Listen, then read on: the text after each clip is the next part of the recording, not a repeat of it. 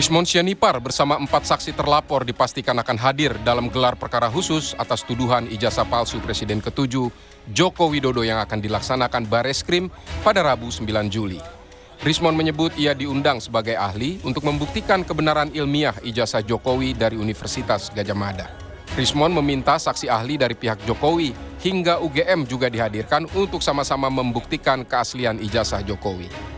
Kami diajukan, nama kami, saya, Pak Roy, Bu Tipa, dan lainnya itu diajukan untuk menjadi ahli di gelar perkara khusus di Bareskrim tanggal hari Rabu 9 Juli 2025. Kami ingin men-challenge karena kebenaran ilmiah itu kan repeatable, ya, dapat diulangi, dapat diverifikasi, dapat direkonstruksi. Oleh karena itu, ya kami ingin bahwa setiap pihak itu membawa ahlinya, baik Bareskrim maupun dari pihak Pak Jokowi maupun dari pihak TPUA juga kalau bisa ya UGM dan Pak Jokowi hadir dalam gelar perkara khusus tersebut.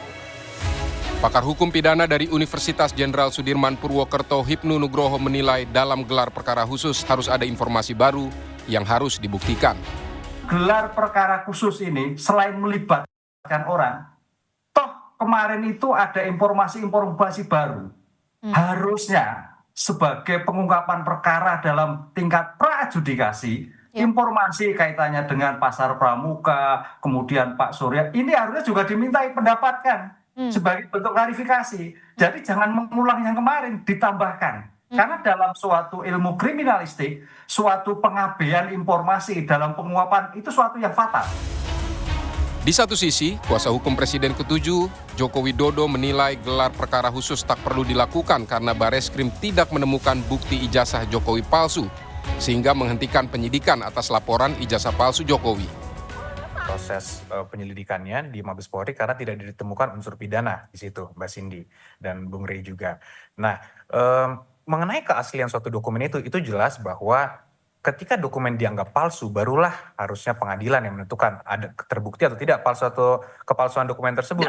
Sudah dihentikan penyelidikan oleh Mabes Polri karena memang tidak ada sama sekali bukti-bukti yang mengatakan atau yang mengarah bahwa ijazah Pak Jokowi itu adalah palsu. Sementara kemarin Polda Metro Jaya memeriksa sejumlah saksi terlapor, salah satunya Roy Suryo, terkait kasus pencemaran nama baik terkait ijazah palsu Presiden ke-7 Joko Widodo. Dalam pemeriksaannya, Roy Suryo mengaku banyak bungkam saat dicecar 85 pertanyaan penyidik karena dinilai tidak cukup bukti. Tim Liputan, Kompas TV.